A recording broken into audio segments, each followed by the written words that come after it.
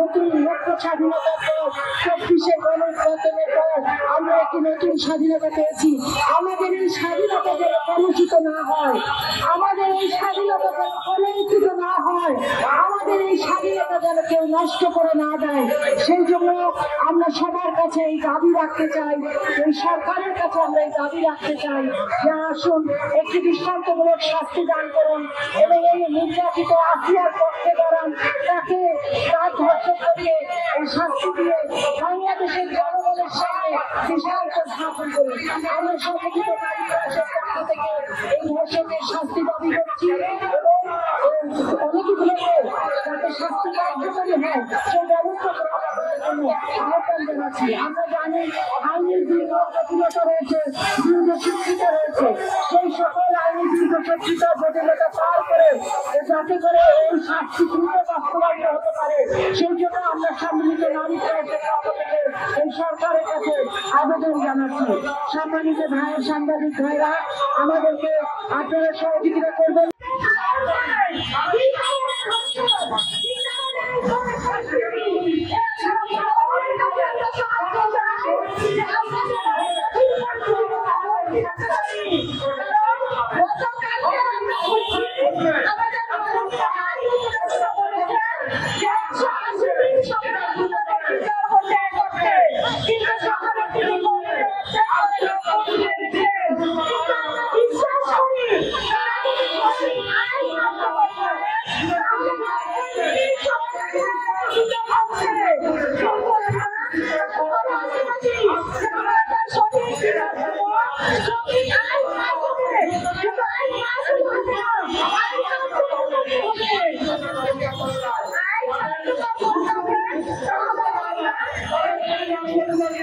সরকার হিসেবে গড়ে উঠবে, নৈতিক গুণাবলী সম্পন্ন মানুষ হিসেবে গড়ে উঠবে এবং যাতে করে সে তার বোনের পাশে, ভাইয়ের পাশে, তার মায়ের পাশে, সকল নারী জাতির পাশে ঢাল হয়ে দাঁড়াতে পারে, তাদেরকে রক্ষা করতে পারে, তাদেরকে নির্যাতিত নয় বরং তাদেরকে রক্ষা করার জন্য তাদের পাশে এসে দাঁড়াবে এবং সেই রকম একটি মানবিক সমাজ,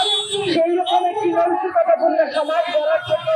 সম্মিলিত নারী প্রয়াসের পক্ষ থেকে আজকে আসিয়ার পাশবিক নির্যাতনের বিরুদ্ধে প্রতিবাদ করার জন্য আমরা এখানে দাঁড়িয়েছি এবং আমরা বলতে চাই যে আপনাদের এই আমলে আমরা এই ধর্ষকের দৃষ্টান্তমূলক শাস্তি উদাহরণ দেখতে চাই।